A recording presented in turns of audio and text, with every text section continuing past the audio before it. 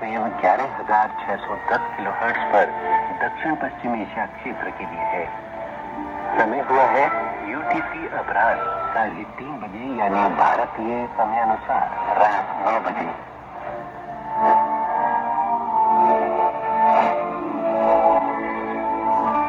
हमारी प्रसारण सूची और ताज़ा समाचारों के लिए देखें हमारी वेबसाइट nhk.jp/हिंदी।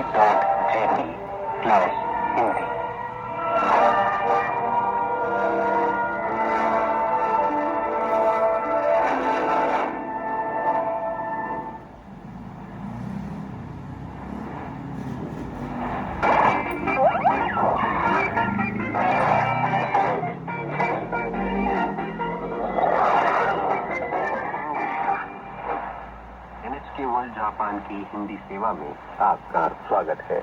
मैं हूं गुरजिंदर संधू। आज आपके लिए लेकर आए हैं जापानी कहानियों का कार्यक्रम साहित्य सरिता। इसमें आज आप सुनेंगे लक्काडियो हर्न की लिखी एक जापानी कहानी युकी ओन्ना यानी हिमनारी।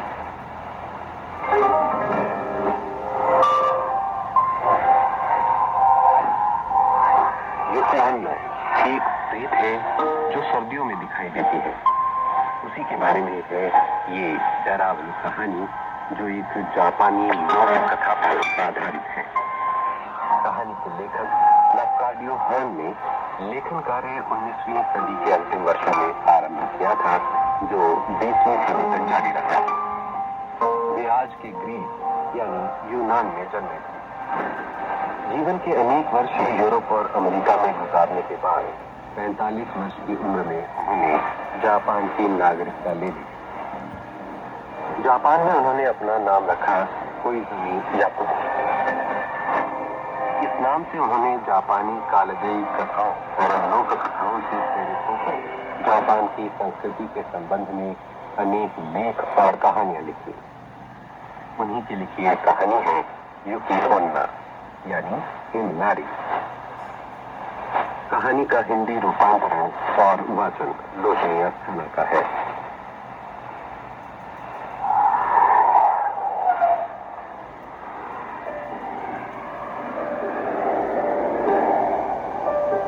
मुसाशी प्रांत के एक गांव में मोसाको और मिनुकिची नाम के दो लकड़हारे रहते थे।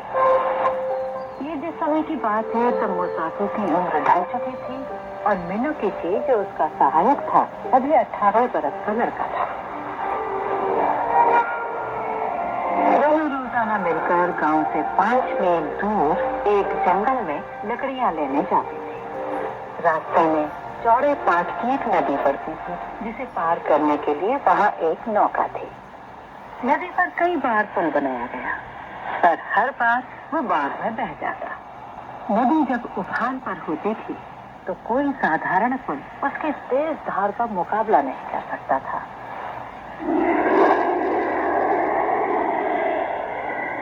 एक दिन कड़ाके की ठंड में जब शाम को मोसाको और मिनुकिची घर लौट रहे थे कि तभी जबरदस्त बरसीला तूफान आ गया।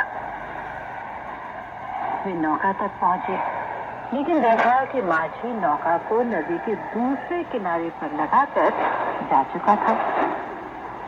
ऐसी कड़ाके की ठंड में नदी को तैर कर पार करना संभव नहीं था तो लकड़हारों ने माझी के झोंपड़े में ही शरण ले ली। यह शरण लेकर वे अपने को किस्मत वाला समझ रहे थे। झोंपड़े में अलाव का कोई साधन नहीं था, न ही ऐसी कोई जगह थी जहाँ लकड़ी जलाई जा सकती। झोंपड़ी में तो बस 2 चटाई भर की जगह और एक दरवाजा था, खिड़की तक नहीं थी। मोसाको और मिनुकिची ने कसकर दरवाजा बंद किया और अपनी पुआल की बरसाती ओढ़कर लेट गए। पहले तो उन्हें कोई ज्यादा ठंड नहीं लगी। उन्हें उम्मीद थी कि शायद तूफान जल्दी थम जाएगा, पर नहीं। बूढ़ा लकड़हारा तो लेटते ही सो गया पर लड़का मिनुकिची देर तक जागता रहा। वह साए साए चलती हवा की भयानक आवाजें सुनता रहा और दरवाजे पर लगातार बर्फ के थपेड़े पड़ रहे थे। नदी की तेज लहरें गरज रही थी और झोंपड़ी समंदर में लहराते किसी कबाड़ की तरह चरमरा रही थी। भयंकर तूफान था। हवा हर पल सर्द होती जा रही थी।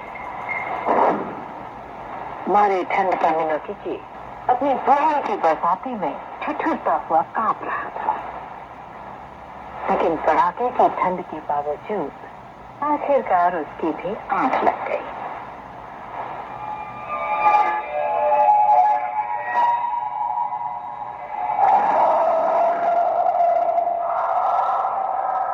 अचानक चेहरे पर बर्फ महसूस हुई तो उसकी आंख खुली। झोंपड़ी का दरवाजा जबरन खुला गया।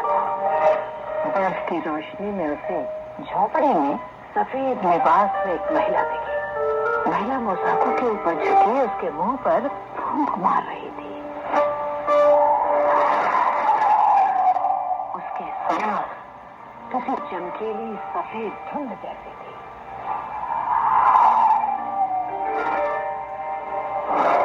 और तभी वो मीनू की तरफ मुड़ी और